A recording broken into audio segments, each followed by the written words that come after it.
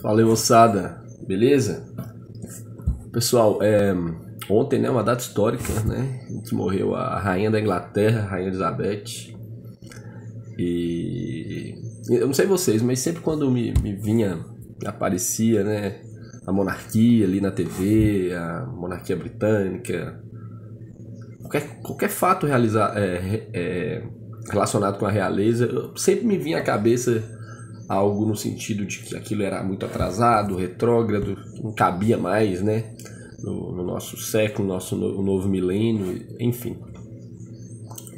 Mas nada como um acontecimento histórico para a gente dar uma olhadinha com um pouquinho mais de reflexão, né, nas coisas, dar uma pesquisadinha um pouquinho maior e não mudar de opinião, digamos assim, né, mas perceber que as coisas não são tão simples assim, as coisas não existem à toa, né? Não é você ali com um segundo de pensamento que tá certo e milênios estão errados, né? Geralmente quando você tem esse pensamento impulsivo, ou ele tá errado ou ele tá raso, né? Enfim, né? A monarquia britânica, ela é constitucional, né? O rei e a rainha estão sujeitos a uma constituição, ela é representativa, né? A gente sabe, o famoso rei reina, mas não governa. Existem monarquias absolutistas, né, em que o rei faz tudo, né? Pode tudo, digamos assim. Na Arábia Saudita, por exemplo, é assim. E era assim nas Ilhas Britânicas, né? Até a Revolução Gloriosa, né, que a gente estudou para fazer prova, né? 1688. E tudo começa em 700, né? O primeiro monarca ali das Ilhas Britânicas. Por que eu estou falando essas datas? Para a gente perceber que trata-se de uma instituição milenar, né? Em 300 e pouco, as Ilhas Britânicas são abandonadas pelo Império Romano, né? Com a sua decadência. Em 300 e pouco, 700 e pouco, vem o primeiro monarca. E assim, quase 1000 anos se passam com a monarquia absolutista, né? E aí vem a Revolução Gloriosa. E aí instala ali no país uma monarquia constitucional, né? Quem manda é o parlamento, enfim, essas coisas que todo mundo sabe. E aí, eu tava pensando assim, mas será que ainda cabe, né, uma monarquia nos dias de hoje? Para que serve? O que faz, né? A rainha da Inglaterra, enfim. Eu percebi que, pensa bem, trata-se de uma instituição milenar. Existe algo maior, muito maior que o primeiro-ministro inglês, mas muito maior, que tá lá, ó, que tem um rei ali desde 700 e pouco, né? Isso é algo muito maior, que ele inclusive tem que conversar toda semana. Não sei se vocês sabiam disso, eu fiquei sabendo ontem, né, que existe uma reunião entre o primeiro-ministro inglês e a rainha, por exemplo, que aconteceu acho que toda terça, né, ali 20 minutinhos, mas toda semana o primeiro-ministro tinha que ir lá, ou a primeira-ministra tinha que ir lá, né, se curvar, conversar 20 minutinhos, tomar um chá e conversar de coisas relevantes. Era para inglês ver, não, coisas relevantes, assuntos relevantes, em que, né, a rainha, no caso, tinha que se portar de uma maneira totalmente imparcial. Porque é isso, a monarquia, ela confere estabilidade ao sistema político britânico, né? Ela gera essa estabilidade a algo maior. Aqui tá a loucura, tá o caos, né? Que é a política, primeiro-ministro, parlamento, a loucura, mas aqui acima existe algo maior. Então ninguém vai meter o louco, sabe?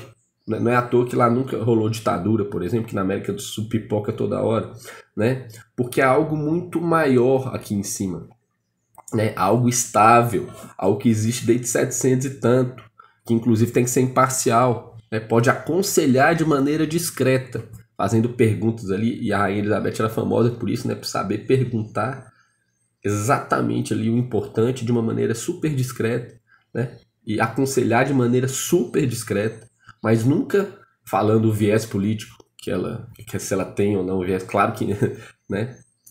Nunca demonstrando seu viés político, opiniões sobre assuntos relevantes, como o Brexit, por exemplo, né? Então, ali é a estabilidade, né? Gera uma estabilidade ali a figura da monarquia, da realeza. Existe algo muito maior. O primeiro-ministro nunca vai se achar o bambambam. Bam, bam, né? Tem algo muito maior que ele, milenar, a que ele deve se curvar toda semana, inclusive. Então ele vai ter muito cuidado para tomar suas decisões, né? Porque é algo muito, mas muito maior que ele, que tá ali, ó, ali de olho, sabe? Ali na, tipo uma avó, né? E ao povo também. Imagina, né? Você tem a loucura ali de, você pode ser contra o primeiro, a Margaret Thatcher, né? Que tava lá meio de 79 a 90, que era mão de ferro, que muitos ingleses odiavam, né? Odiavam. Mas tinha a figura da rainha, que gera uma estabilidade, sabe? Não, tem a rainha, né? Então dá uma certa tranquilidade, uma certa calma para o povo também. Eles fazem, eles se veem fazendo parte de algo milenar. Olha que interessante isso, né? Você se sentir como parte de algo que tem mais de 1.300 anos. E isso parece besteira, mas isso faz toda a diferença. Imagina uma família ali, você tem a casa de sua avó, que você vai todo domingo almoçar, né? E ela é aquela figura que aconselha, que não toma muito partido, mas aconselha de uma maneira discreta.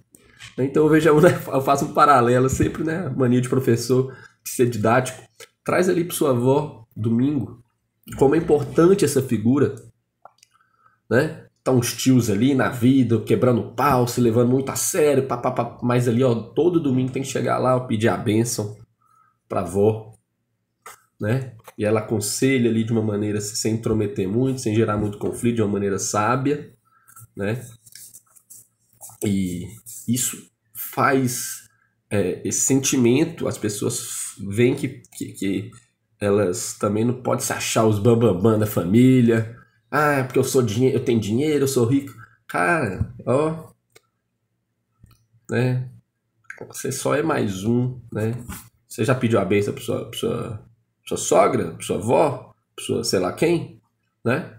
Então, assim, acho e tudo é muito simbólico, porque nós somos simbólicos, né?